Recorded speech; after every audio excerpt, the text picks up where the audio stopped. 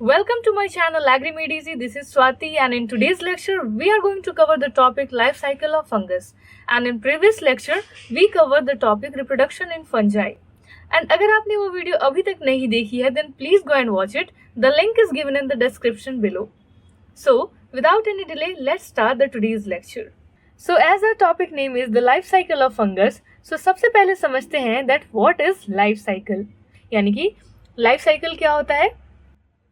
एक ऑर्गेनिज्म के लाइफ में जितनी भी स्टेजेस आती हैं बर्थ से डेथ तक, या बोले तो एक जनरेशन से दूसरे जनरेशन तक, उसे ही हम क्या बोलते हैं, life cycle. So life cycle is the series of stages through which a living organism grows, reproduces and give rise to the next generation. Life cycle बताता है कि एक ऑर्गेनिज्म कैसे प्रोड्यूस होता है, कैसे ग्रो होता है एंड कैसे अपनी नेक्स्ट जनरेशन बनाता है. ठीक है. So, life cycle is the journey of an organism from its beginning stage to the formation of the next generation. Or in simple terms, life cycle means the complete sequence of events in the life of an organism. किसी भी organism के life में जितने भी events होती हैं, उन्हीं का जो complete sequence होता है एक cycle में, that is known as the life cycle. Okay, now let's understand the life cycle with one example. So, अगर हम बटरफ्लाई की लाइफ साइकिल को देखें तो सबसे पहले क्या होगा, ये जो बटरफ्लाई होंगी वो एग्स प्रोड्यूस करेंगी एंड एग्स के बाद बनेगा larva, then pupa and then adult, and then again they will produce egg, larva, pupa, adult, and this cycle will continue and this cycle is known as life cycle. So ये तो थी life cycle. Now let's understand the difference between the two most confusing terms, that is life cycle and disease cycle. So life cycle का मतलब कि एक organism के life में total जितनी भी स्टेजेस होती हैं from one generation to next generation, that is known as life cycle. लेकिन डिजीज साइकिल का मतलब होता है कि वो सारी स्टेजेस जो भी इन्वॉल्व होती हैं किसी एक डिजीज को डेवलप होने से लेकर उस डिजीज के स्प्रेड होने तक, that is known as disease cycle. ठीक है. सो लाइफ साइकिल कंसर्न होते हैं किसी भी ऑर्गेनिज्म के ग्रोथ एंड रिप्रोडक्शन से. लेकिन जो डिजीज साइकिल होते हैं they are concerned with infection, symptom development and spread of disease. Then जो लाइफ साइकिल होते हैं वो बिना होस्ट के भी हो सकते हैं, बट जो डिजीज साइकिल होते हैं उनके लिए होस्ट का होना बहुत एसेंशियल है. सो लास्ट अगर हम एग्जाम्पल की बात करें, सो लाइफ साइकिल जो होता है वो किसी एक ऑर्गेनिज्म का होता है, such as fungus like Rhizopus, Aspergillus etcetera. And अगर हम डिजीज साइकिल की बात करें, सो डिजीज साइकिल किसी डिजीज का होता है जैसे कि wheat rust, late blight of potato etcetera. So अब life cycle and disease cycle को डायग्राम से समझते हैं. सो अगर हम फंगस की लाइफ साइकिल को देखें शॉर्ट में, सो सबसे पहले क्या होता है कि हाइफा जो रहते हैं वो माइसीलियम में कन्वर्ट होते हैं, एंड देन माइसीलियम में होता है रिप्रोडक्शन, आइदर सेक्सुअल रिप्रोडक्शन और एसेक्सुअल रिप्रोडक्शन, एंड इससे बनते हैं spores depending upon the type of reproduction. अभी जो स्पोर्स बने हैं इनमें होगी जर्मिनेशन, एंड देन अगैन ये क्या फॉर्म कर लेंगे, हाइफी, एंड देन यही प्रोसेस सेम कंटिन्यू होता रहेगा, and this complete cycle is known as life cycle. और ये किसकी लाइफ साइकिल है, फंगस की. ठीक है. जबकि डिजीज साइकिल में क्या होता है कि सबसे पहले बनता है प्राइमरी इनोकुलम. अब ये जो प्राइमरी इनोकुलम बना है वो होस्ट में जाके इन्फेक्शन कॉज करेगा. अब इन्फेक्शन के बाद सिम्टम प्रोड्यूस होंगे एंड देन होगा स्पोर का प्रोडक्शन. अब ये जो स्पोर प्रोड्यूस हुए हैं या तो ये डायरेक्टली डिस्पर्स होकर और किसी और होस्ट के लिए प्राइमरी इनोकुलम की तरह एक्ट करेगा, या तो ये स्पोर जो प्रोड्यूस हुए हैं they will act as resting spore under unfavourable conditions, and जैसे ही फेवरेबल कंडीशन आएंगी ये जर्मिनेट होंगी and then they will again act as a primary inoculum. ठीक है. So this is disease cycle. So disease cycle में क्या क्या आते हैं, survival, infection and dispersal. So ये तो थी difference between the life cycle and disease cycle. Now we will understand कि आखिर लाइफ साइकिल के टोटल कितने फेजेस होते हैं. सो लाइफ साइकिल जो होते हैं उसमें टोटल 3 फेजेस होते हैं. पहला है वेजिटेटिव फेज और growth phase, second is reproductive phase, and third is spore germination phase. So vegetative phase और ग्रोथ फेज में क्या होता है, इसमें फंजाई ग्रो होते हैं फ्रॉम हाइफी टू माइसीलियम. यानी कि हाइफा जो होता है वो न्यूट्रिशन अब्जॉर्ब करके और क्या बना लेगा, माइसीलियम. अब सेकंड है रिप्रोडक्टिव फेज। सो इसमें क्या होता है कि ये जो फंजाई होते हैं वो रिप्रोड्यूस करेंगे एंड प्रोड्यूस करते हैं स्पोर्स। अब स्पोर्स जो होंगे they can either be sexual spores और asexual spores depending upon the type of reproduction. ठीक है, अगर एसेक्सुअल रिप्रोडक्शन होगा तो एसेक्सुअल स्पोर्स बनेंगे एंड सेक्सुअल रिप्रोडक्शन होगा तो सेक्सुअल स्पोर्स बनेंगे। अब स्पोर्स बनने के बाद क्या होगा, स्पोर में होगी जर्मिनेशन। अब under favourable condition this spore will germinate and again they will form hyphae. यानी कि फिर से क्या होगा, फिर से वेजिटेटिव और ग्रोथ फेज होगा, फिर से रिप्रोडक्टिव फेज होगा and then again germination. So this cycle will be continued and this cycle is known as life cycle.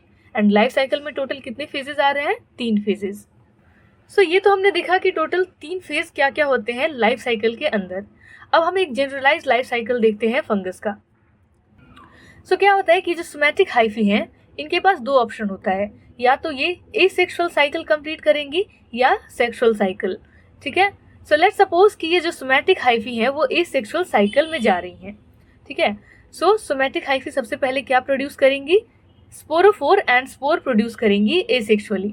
यानी कि एसेक्सुअल स्पोर प्रोड्यूस हो गए हैं एंड अब इन एसेक्सुअल स्पोर में क्या होगा, जर्मिनेशन। सो जर्मिनेशन के बाद ये जो स्पोर्स थे वो बना लेंगी सोमैटिक हाइफी। ठीक है, सो अभी जो सोमैटिक हाइफी हैं ये गैमेट की तरह भी एक्ट कर सकती हैं। ठीक है, सो अगर ये गैमेट की तरह एक्ट करेंगे then they will follow the sexual cycle. So let's suppose कि ये जो सोमैटिक हाइफी हैं they are acting as gametes. So क्या होगा कि 2 सोमैटिक हाइफी गैमेट की तरह एक्ट करेंगी एंड आपस में ये दोनों फ्यूज हो जाएंगी। एंड जब ये फ्यूज होंगी तो सबसे पहले क्या होगा, इनका साइटोप्लाज्म फ्यूज हो जाएगा। सो यानी कि क्या हो गई, प्लाज्मोगेमी। सो प्लाज्मोगेमी होने के बाद यानी कि दोनों की साइटोप्लाज्म फ्यूज हो चुके हैं एंड दोनों की न्यूक्लियस एक साथ आ चुके हैं, यानी कि डाइकैरियन का फॉर्मेशन हो चुका है।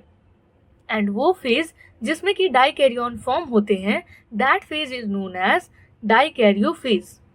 ओके, सो प्लाज्मोगैमी होने के बाद क्या बना, डाइकैरियन यानी कि N+N कंडीशन एंड इस फेज को हम बोलते हैं डाइकैरियोफेज।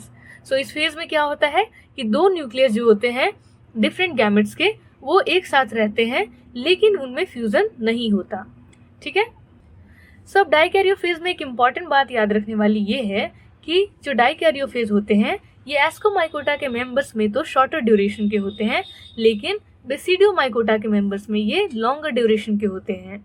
ठीक है, लॉन्गर ड्यूरेशन के होने का मतलब कि जो N+N कंडीशन है ये ज़्यादा टाइम तक रहेगा, यानी कि इनमें साइटोप्लाज्म की फ्यूजन के बाद तुरंत ही न्यूक्लियस का फ्यूजन नहीं होगा।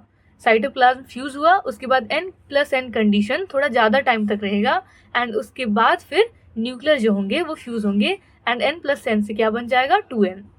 ठीक है, सो प्लाज्मोगैमी की बात हो गई कैरियोगैमी, यानी कि N+N कंडीशन से बन गई 2N कंडीशन, यानी कि जाइगोट का फॉर्मेशन हो गया। अब ये जो जाइगोट है इसमें होंगी मियोसिस और मियोसिस के बाद बनेंगे स्पोर्स जो कि हैप्लॉइड होंगे। अब ये जो हैप्लॉइड स्पोर्स थे इनमें होगी जर्मिनेशन। ठीक है, एंड जर्मिनेशन के बाद फिर से क्या बन जाएंगे, सोमैटिक हाइफी। फिर ये जो सोमैटिक हाइफी होगी ये आइदर या तो एसेक्सुअल साइकिल फॉलो करेगी या सेक्सुअल साइकिल। ठीक है, सो ये तो थी किसी भी फंगस का जनरलाइज लाइफ साइकिल। ठीक है, और अब हम देखेंगे कि आखिर जो फंगस होते हैं उनमें कितने टाइप्स के लाइफ साइकिल देखे जाते हैं depending upon the extent of haploid, diploid और dikaryotic phase of the mycelium. And now let's move to the 7 basic types of life cycle found in fungi. So first type का जो life cycle है that is asexual cycle. So asexual cycle का मतलब कि ऐसा life cycle जिसमें कि जो फंजाई होते हैं वो बस एसेक्सुअल मेथड से ही रिप्रोड्यूस करते हैं या मल्टीप्लाई करते हैं, यानी कि ऐसा लाइफ साइकिल जिसमें कि फंजाई बिना गैमेट के फ्यूजन के या फिर बिना फर्टिलाइजेशन के रिप्रोड्यूस कर रहे हैं, उसी को हम क्या बोलते हैं, एसेक्सुअल साइकिल। ठीक है, और ये जनरली किसमें देखने को मिलता है, एनामॉर्फिक या फिर इम्परफेक्ट फंजाई में, या बोले तो ड्यूटेरोमाइकोटा के मेंबर्स में। ठीक है, सो उनमें क्या होता है कि बस एसेक्सुअल मेथड से ही रिप्रोडक्शन होता है, सेक्सुअल मेथड से रिप्रोडक्शन नहीं होता। ओके, देन जो नेक्स्ट टाइप की लाइफ साइकिल है that is haploid cycle. So haploid cycle का मतलब कि ऐसा लाइफ साइकिल जिसमें ऑर्गेनिज्म ज़्यादा टाइम हैप्लॉइड स्टेज में ही रहता है एंड डिप्लॉइड स्टेज सिर्फ जाइगोट तक ही लिमिटेड होता है। ठीक है, मीन्स की जो हैप्लॉइड साइकिल होगी इनमें सारे स्टेजेस हैप्लॉइड कंडीशन में होंगे except the zygote. Okay, so it is the type of life cycle in which the organism spends most or almost all of its life cycle in the haploid or end stage. Diploid stage यहाँ पे क्या होगी, बस zygote. And ये generally हमें देखने को मिलता है राइजोपस एंड म्यूकर में. ठीक है. देन जो हमारी थर्ड टाइप की लाइफ साइकिल है that is haploid cycle with restricted dikaryophase. So इसमें क्या होता है कि ये ऐसा टाइप की लाइफ साइकिल होती है जिसमें कि मेनली हैप्लॉइड ही होते हैं एंड प्लाज्मोगैमी एंड कैरियोगैमी के बीच में जो डाइकैरियोफेज होता है वो बहुत शॉर्ट टाइम या फिर बोले तो लिमिटेड टाइम के लिए होता है. यानी कि जो n+n कंडीशन होता है वो बहुत ही लिमिटेड टाइम के लिए होगी. ओके. और ये मेनली किस में देखा जाता है, एस्कोमाइकोटा के मेंबर्स में लाइक यूरोशियम टेलोरोमाइसिस. ठीक है. सो हैप्लॉइड साइकिल विथ रेस्ट्रिक्टेड बोले या फिर लिमिटेड डाइकैरियोफेज, यानी कि ये जनरली हैप्लॉइड स्टेज में होंगे और इनमें डाइकैरियोफेज यानी कि n+n कंडीशन जो होगा वो लिमिटेड टाइम के लिए हमें देखने को मिल जाता है. सो नेक्स्ट टाइप की लाइफ साइकिल जो है that is haploid dikaryotic cycle. So ये ऐसी टाइप की लाइफ साइकिल होती है जिसमें कि ऑर्गेनिजम्स मेनली एग्जिस्ट करते हैं आइदर हैप्लॉइड और डाइकैरियोटिक स्टेज में, यानी कि n कंडीशन में और n+n कंडीशन में. एंड जो डिप्लॉयड कंडीशन होगी यानी कि 2n जो स्टेज होगी वो बहुत ही ज़्यादा शॉर्ट या फिर लिमिटेड होगी. ओके. सो जैसे पहले मान लो हैप्लॉइड माइसीलियम बना, फिर उसमें क्या हुआ, प्लाज्मोगेमी होने के बाद डाइकैरियोटिक माइसीलियम बन गया, यानी कि दोनों न्यूक्लियस एक साथ आ गए. फिर कैरियोगैमी होगी और कैरियोगैमी होने के बाद जाइगोट बन जाएगा 2n. एंड जो जाइगोट बनेंगे उनमें तुरंत मियोसिस होकर और फिर से हैप्लॉइड स्पोर्स बन जाएंगे. सो यहाँ पे क्या होगा कि जो हैप्लॉइड एंड n+n कंडीशन है वो तो ज़्यादा टाइम तक रहेंगे, बट जो डिप्लॉयड कंडीशन या बोले तो 2n कंडीशन जो है वो बहुत ही शॉर्ट टाइम के लिए रहेंगे एंड ये तुरंत कन्वर्ट हो जाएगा किसमें, हैप्लॉइड में. ओके.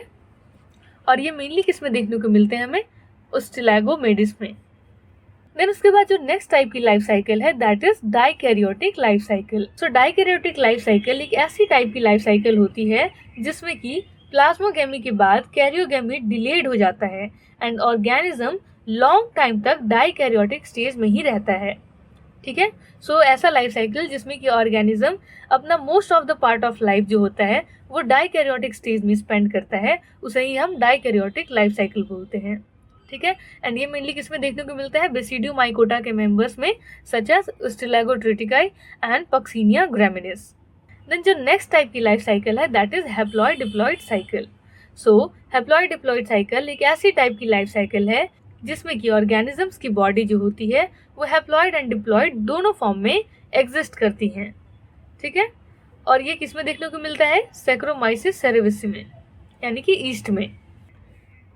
देन जो लास्ट टाइप की लाइफ साइकिल है that is diploid cycle. So diploid cycle एक ऐसी टाइप की लाइफ साइकिल होती है जिसमें कि ऑर्गेनिजम्स का मेजर पार्ट डिप्लॉयड होता है एंड हैप्लॉइड स्टेज सिर्फ गैमेट्स तक ही लिमिटेड होती हैं, या बोले तो बस गैमेट्स हैप्लॉइड होंगे एंड अदर जितनी भी स्टेजेस होंगी वो सब डिप्लॉयड होंगे.